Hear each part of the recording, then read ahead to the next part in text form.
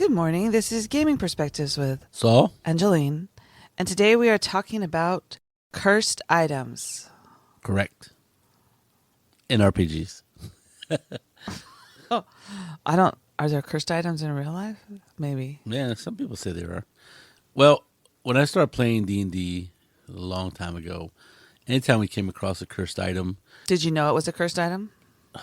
I don't think so. Back then, we didn't have the instantaneous, you know what an item is kind of deal.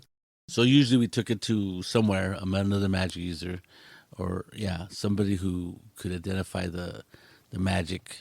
First, we had somebody detect magic on it, and then once we figured out it was magic, we'd try to figure out what it did. Now, in the old days, you would have to like grab the magic items and use the magic items to see if had any what the bonuses were for like a weapon or something. But I think we figured out early on it was just easier just to tell somebody, oh, this is a +2 sword or +1 scimitar or whatever. And cursed items were real easy. They were like negative to hit. So though they were magical and useful, and people would pay money back then, it is like the late 70s, early 80s, we never used cursed items. We would never touch them. Or if we touched them, we would just like grab them and put them somewhere else to sell later. Now, remember, we had wagonfuls of stuff, so we would have like a section for cursed items, or I guess they were cursed. And then, I cannot believe that your brother lets you have a wagon full of stuff. well, he was strictly going by the treasure table, and then so this is the precursor to the Felipe later, who was very stingy, and he goes, "No, I'm not going to give you all that stuff because You have a wagon full of stuff. in the original D&D." I'm just saying. So by AD&D, he was very. Since I've known you, you have never let anybody have a wagon full of stuff. Well, you did have the pavilion full of stuff, so which is almost even worse. So cursed items, right? They were simple. We just avoided them, right? They were just a plus, a negative to hit. We don't want that. Very simple. But even back then, there was a story called Eric Ameldebone by Michael Moorcock, a series of books where it's everybody's evil in this world, right? It's like a very sinister. And if they're not evil, they're very greedy and out to get you. And he's a prince in this world. This guy Elric. I'm sorry, and he has this magical blade that sucks souls, or it's a black blade, sucks souls, or is really evil and does nasty stuff. So it was a cursed sword, but he always used it anyway.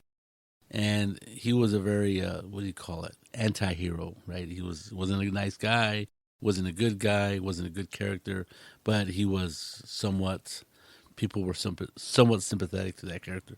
Anyway, so he had this cursed weapon, and he used it still. I think it was like a demon inside of it or something. I don't know. I don't remember. It's been a long time. And obviously the idea that a cursed weapon could be useful was out there already, even when we're playing D&D. That Michael Moorcock probably wrote around the mid-70s, maybe even earlier. I don't remember. But anyway, that story was out there. So the idea of a cursed item being used by a player might have been already out there, but we as kids, and I hadn't read Michael Moorcock at that time, it's considered more adult fantasy reading. We were very simple. Well, we're not going to use cursed items. So fast forward years later when I'm playing, I don't know if it had to be, were you playing?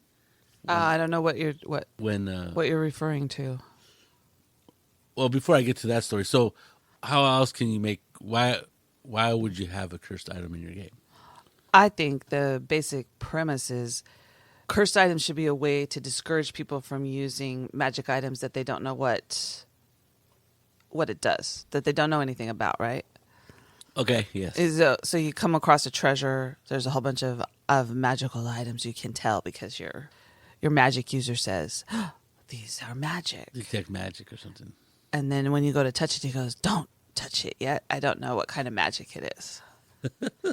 So you would think that once they figure out what kind of magic it is, because now in 5th edition, and I think even in Pathfinder, there's detect magic, and there's identify, I think is the spell. Well, but in Pathfinder it was detect magic, I think. Yes. Because it was, and even when we played in fifth edition, I think there's two different kinds of spells. Yes, I think one is identify to figure out what it does, and the other one is just to detect magic. To see And if but it's detect magical. magic, if you left it on for 3 turns or you used it, concentrated on it for Yeah. 3 turns, you could learn different things about it.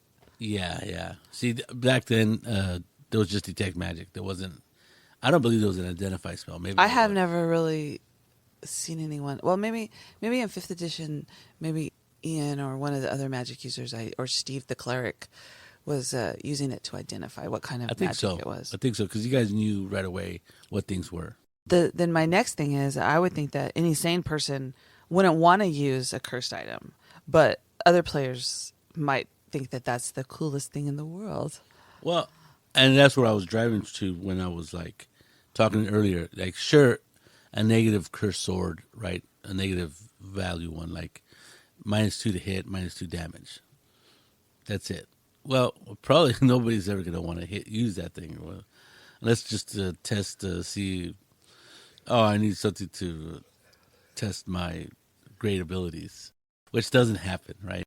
And I think it was very simple and easy as a character and as a player when I played to not touch cursed items and not even use them because there's no point, right? There's no point in grabbing a cursed item because all it is negative effects.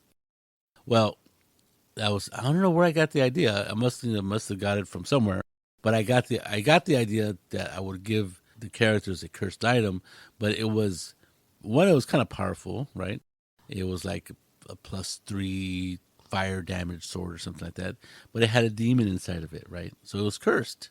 Every once in a while, the demon would want to like take over the person using the sword, and it would be like a wisdom check or survival check or a test of wills between the sword, which a demon lives in it, and the you person using it. Again, I just threw it in there because what the heck? I thought it would be an interesting thing. I'm not sure you told everybody what was. You just said there was this sword, because I don't remember really thinking that there was a demon in it. You didn't know, No, not but it until was evil. You you could detect you it was evil. yeah you gave it to one of the Well, players. I didn't give it. I just gave it the horde, and then somebody goes. Well, then as soon as I forget who, it might have been Steve, whoever detected whatever, and they figured out that it was evil. So like everybody goes, oh, I'm not going to touch that, but except for one character, Ian, who was into that. I don't know what you'd call it. He was really into anime, and anime, the dichotomy between good and evil is kind of sometimes blurred. Right? Everywhere it's blurred. Yeah, it's true. In a lot of stories nowadays, there's not the cut and dry white, black, polar opposites. That's all there is. Now it's everything's gray, right? So he was used to like reading stories about people wielding cursed items and stuff. So he picks it up and he's like, "Oh yeah, this is pretty cool. It does a lot of damage, and it does fire damage, right?" And then, And then the sword started talking to him, right, stuff like that, and yes, he was fine with that. and he was fine with that. He was like, "Okay." And then the demon, he didn't know it was a demon. He might have, but the sword it said, told him, "Well, I told him to make a will check," and he goes, "Okay." Every once in a while, he would have to make a will check, and that was like he was attracted to that, and he's like, "Yeah, no problem." Like to prove his character's worthiness, he was going to go toe to toe with his sword that wanted to take over his. Well, he's not the only one. There's all kinds of people that like cursed items, I've discovered. And there's all kinds of GMs who use this to either make it a funny or try to teach them a lesson or different things. There's different kinds of stuff that they do. I think it just adds a little element of you don't know what's going to happen every once in a while, right? Especially on a cursed item. Obviously, there's some negative to using cursed items, right? Or else it wouldn't be cursed. But I think what I realized is if you give a cursed item some benefit, and of course there's a drawback because it has to be a drawback because it's cursed. Now the character have to decide whether they want this item, even though they get a benefit from it. For example, It's kind of like life, right? There's things that you want to do, and there's drawbacks to doing them, but sometimes people will choose to do it anyway. I guess, yeah, there's all kinds of things people do that I wouldn't do, and I don't do, and I'm like, wow, that's pretty crazy. And I guess you're right. And there's people who will like not lightly, but likely will take a chance on grabbing a cursed item and saying, "Yeah, I like the benefit of that. I could deal with the consequences." I wouldn't myself because after reading some of the stuff that GMs do, I'm like, okay. Like one of the cursed items that this guy said he gave to his party was a ring of invisibility. Well, that sounds pretty basic. Yeah, but when the guy put it on, he passed out. And so the curse on this ring of invisibility was that anytime you put it on, you passed out. So unless someone saw you put it on, they wouldn't know where you were to try to take it off of you to wake you up because you wouldn't wake up until it was taken off. Okay, I kind of see a problem with that sort of, right? I mean, that I'm just ring. saying. Yeah, so I think when you, as a GM, when you come up with an item that has some benefit and, of course, it has a negative quality, the characters have to decide whether it's worth it or not. I don't think the sort of invisibility that makes you pass out until someone takes it off your finger is a good idea. The ring. Ring.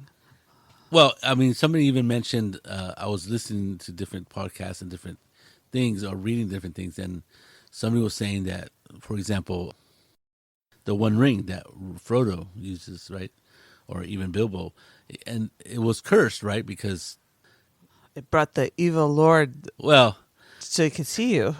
Well, that's what I was saying. It made you invisible, but it really didn't make you invisible. It transported you to a different dimension, realm, right?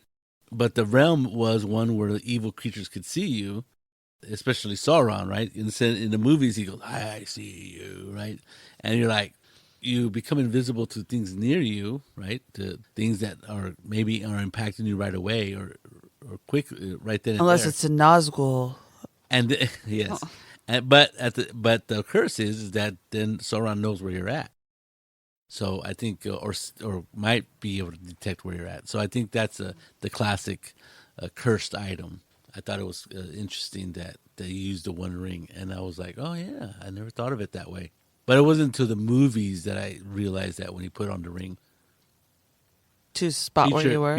Evil creatures were able to see him in that world of invisibility, which I didn't realize it wasn't really an invisible realm, he was just invisible. He was in a different realm where he was invisible to normal people, but to evil things, he was like shining and could be seen. Cool idea. So what are the other things? Like some people came up with some pretty funny things. Oh, so I found some. And one of the things that they were saying is that a lot of times GMs will put cursed items to make things to either make the players have to do a side quest or whatever, or just to make it funny. So I don't know how funny some of these are, but I found 3 that were very interesting. The first one is a cursed book of vile darkness. Now, you would think that if there's a book that says vile darkness, even if it's in arcane and your magic user can see what it says, you wouldn't pick it up. But this magic user picks it up, the wizard, and he turns into an orc. And now the party has to figure out how to destroy this book of vile darkness to help him turn back into a pure. In hopes that it'll take the curse away. Well, that's pretty funny. Is it called Vile Darkness? Yes, that's what he called it. The Book of Vile Darkness. So well, that's just too enticing of a title. Any normal person would go, and I'm sure that if there was a paladin, he probably would have just destroyed it. But the wizard, unless the wizard got to it first, right? Yeah, that's true. And he didn't even. As soon as he opened it, he turned into an orc. So I thought that is a pretty strong curse, and then. Well, there's no benefit to that. That's just a curious cat syndrome, right? Right. Yeah. Right. Unless you want to be an orc. Yeah, but just because it says the Book of Vile Darkness doesn't mean that you're going to know what it's going to do when you open it. That's true. But that's pretty inventive. And then the one that I really liked, which I thought was pretty funny, was a cursed sword of cursing. This sword would trash talk your enemies so that they would focus on you in a battle.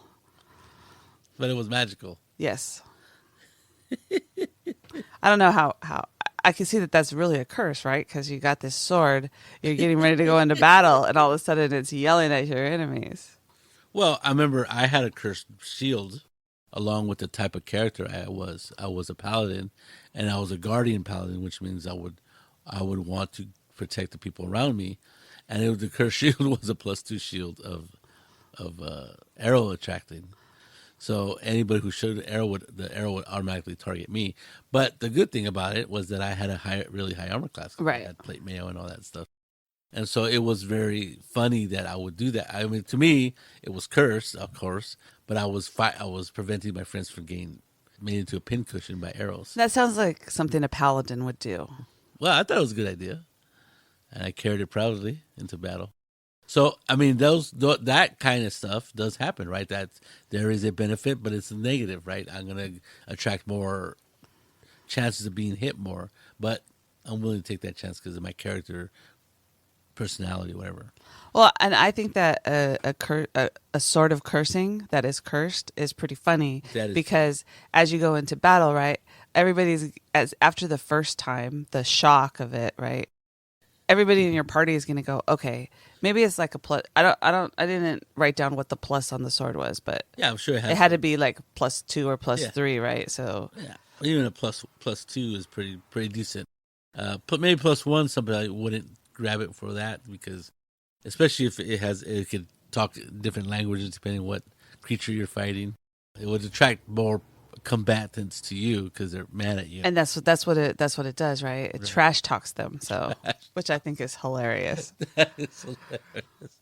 That is hilarious. So that I think might be a good payoff if it's a fighter who's really strong and has a high armor class. As like me, like my paladin. Another thing is I was people are kind of inventive. I never really thought about it, just mundane things. But this other one was a ring of. It was a ring of. What was it? A ring of talking, right? It was like it would be a +2 ring of protection, right? But if you were trying to sneak, it would start talking, right? It just have a conversation, and then It was a +2 ring of protection, but it didn't want you sneaking around. so the person who grabbed it in this party, the GM was telling, I was on it. I think it must have been on Reddit.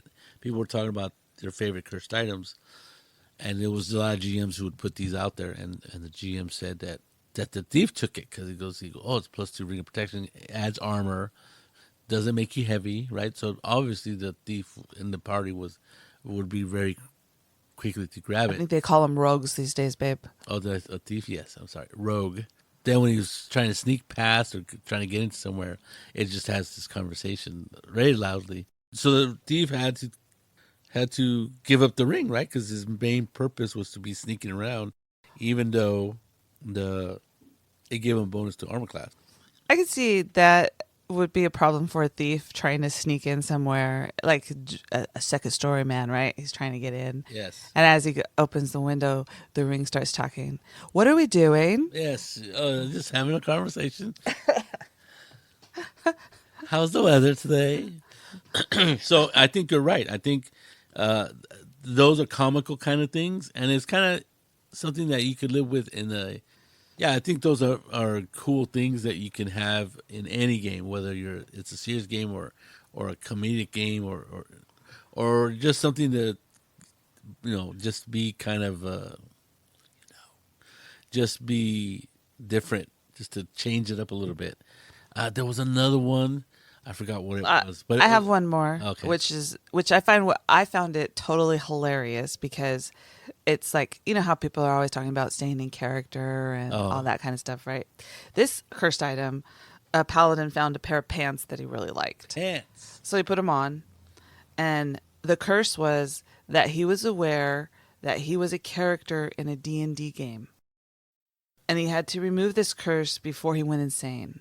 So nobody knew what was going on because he had the pants on, and all of a sudden he realized that he couldn't remove the curse because his AC wasn't high enough. And AC? Yeah. His armor class? I guess. No, he started complaining that his armor class wasn't high enough, and he was very, what is it? He became very like He became in the fetal position on the ground babbling about his stats, and the other party didn't know what to do. But I'm assuming that if they saw him put the pants on, or they knew that he found the pants, if they saw him, they would help him. They would get the pants off him. I've never given simple garments out in any.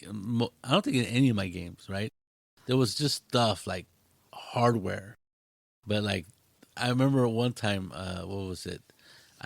There was this. It wasn't a cursed item. It was just a magical item that would a bowl that would make soup. Uh-huh. I think I gave you that one. It wasn't me, but you might have given it to like Alan or Yeah. somebody. And it would make soup 3 times a day. See, I don't see how that's cursed. It's not cursed. It was just a simple magic items that would prevent you from dying in the out in the wild. But it was funny because people would have like I forget what it was. It was some utensil like a fork. Of course, you wouldn't use this ever after the first one. You know, as soon as you step, it would make your food rot. Oh. So if you used it, not that people use utensils back in D&D out in the wild, but Well, you would have a knife to be able to. yeah, maybe it was a knife or a Maybe it was a spoon knife. Yeah, it to was be able terrible. to. Yeah, so like, who's want that? Because if you're traveling through wilderness, you have to have some kind of utensil to eat with. Just use your hands, honey. No, we're not barbarians. So there was this one guy who on a video was talking about why would a cursed item exist. Now the cursed item and the cursed item that I made that one of our characters, one of our players picked up the demon sword. It fits in this list of stuff that people make cursed items for. He calls it the 4 R's and a C. So he put revenge, retribution, remembrance, return, resurrect, which was quite a few, resurrection and comedy. And I think a lot of those can be like smashed together. But anyway, so people would make a cursed item to be remembered, right? Like it has memories in it. And unfortunately, those memories might make the people who grab the cursed item start believing or have hallucinations, which is not probably good in the middle of a battle, or try to take over the character and try to live the character as the entity that lived before. Revenge, trying to get back at people like. He used the example of a sword that if an elf touched it, they'll slowly become an orc over time, right? And of course, once you touch it, you don't want to let go of it because it kind of takes over. Return, right? It wants to return back to life. That's like my sword with Ian, that demon. You know, he embedded himself into that sword. So one day maybe he might be able to get out. And the One Ring wants Sauron to come back, so he wants to return back to its owner so he can be fully back to his normal self. Resurrection wants to bring back the creator. That's like, okay, you take this sword, it turns you into the person that used to use that sword, and then I don't know what happens to you. I guess you slowly die off. And then there's comedy, the pants, the ring of talking, the cursed sword, the cursing. Those are all. If there's a comedic element, and I think some people, some players out there would be willing to deal with that kind of curse. So in giving out cursed items, I think that to make it something that they just don't throw away or sell right away, it should have some sort of enticement. And if that enticement is enough for certain players, then they might stay in the game, right? They'll keep it. It might, unless there's a paladin in your party. Well, even if there is a paladin, it doesn't matter. What happens is, and this is interesting, is there's a type of person who will never, ever grab a cursed item. They're like, hell no, not going to touch it, not worth it, because they don't trust that thing. That's me. Right? Yeah. And like, oh, it's a +2 sword, but it makes you kill a person, doesn't let you take prisoners. Some people go, okay, we never take prisoners anyway, whatever. But it's cursed, right? It doesn't allow you to do that. It kind of makes you into a frenzy, right? Or maybe it needs to kill, when you unsheath it, it has to kill 3 beings. And let's say there's only 2 enemies, so you turn around to your friends and go, well, One of you's got to go. One of you's got to go until you stop me. Something like that. Now, the party might say, well, hold on. We don't want that to happen. But there might be a situation where certain items would not negatively impact the group for a lot. But weird things could happen to the character who wields it. There's people, like I said, who will not touch a single cursed item. In fact, I think most of my table, when I'm playing with the kids, most of the people, like, when I said something about the sword, none of them wanted to touch it. Like, no, except for one. And then it was like, other people were saying, well, I don't think it's such a good idea, right? What happens if it... And then he was super, super confident that, of course, he wouldn't be able to be taken over. And he was very... I found most men are super confident about stuff like egotistical that. or overly confident, I should say. And the rest of the group was like, okay, except maybe a couple, like my son, who's like, I don't trust my dad. He's going to do something with you.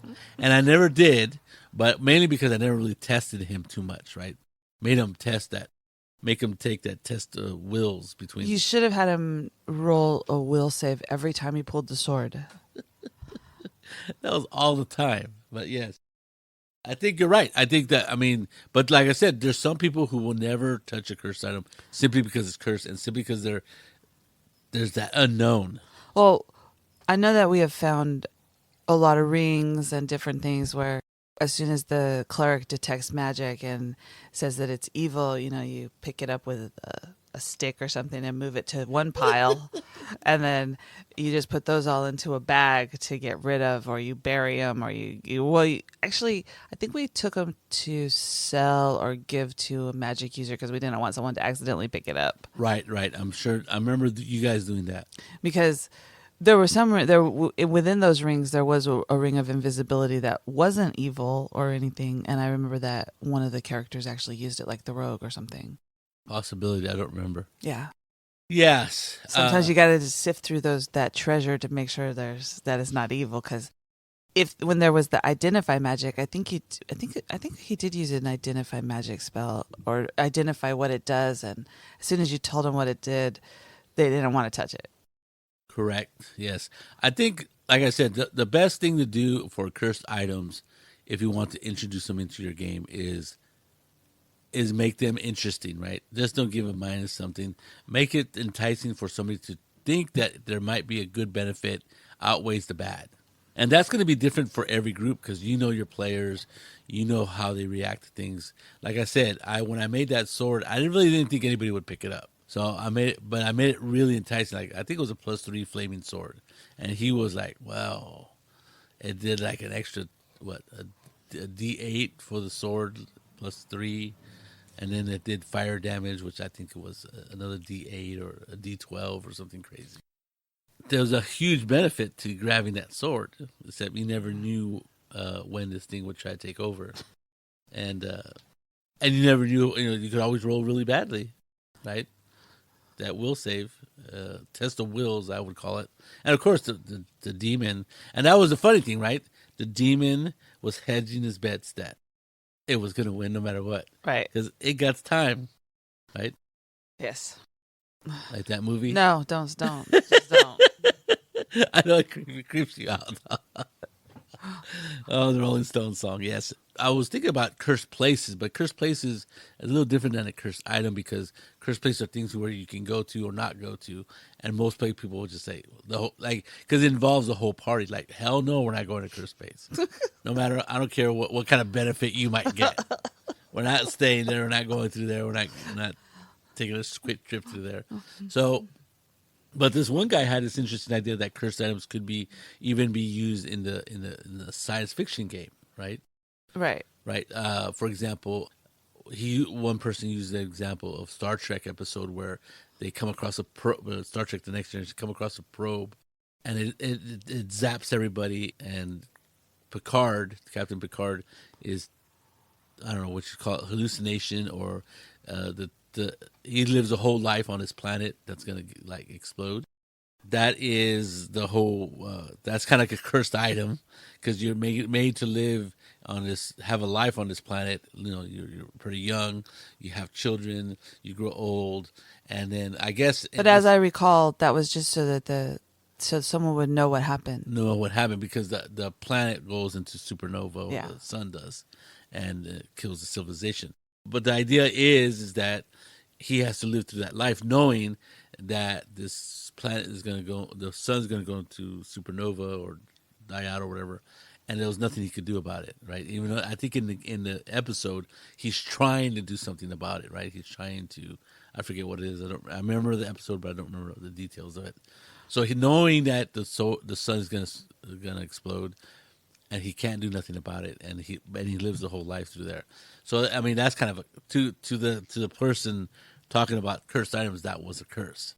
Another one was like cursed item that wasn't intentionally cursed. In the original Star Trek the movie, it was they send out V'ger, and V'ger comes back. Well, Voyager, it calls itself V'ger because some of the letters rub off, and it's trying to seek the creator, find a creator, and they don't know the passcode or something, and it's going to destroy the world, right? So this is kind of a cursed item, and there's all kinds of stuff like that happens in science fiction movies and shows. The ship in Aliens that they find that has the egg in it that has the alien in it, that's kind of like a cursed planet or a cursed ship, right? Yeah, I don't know. I don't know if I would consider it a cursed item, but let's say it's not a good thing. Let's say you find a small ship, right? So a small ship that has like 1 or 2 eggs in it, and it has all kinds of high tech technology, higher tech than, let's say, your spaceship. So you go there to take it, scrap the stuff out of it, and accidentally get attacked by aliens. So those kind of things can happen in science fiction cursed items. They're not magically cursed. It's just the situation is that they're cursed.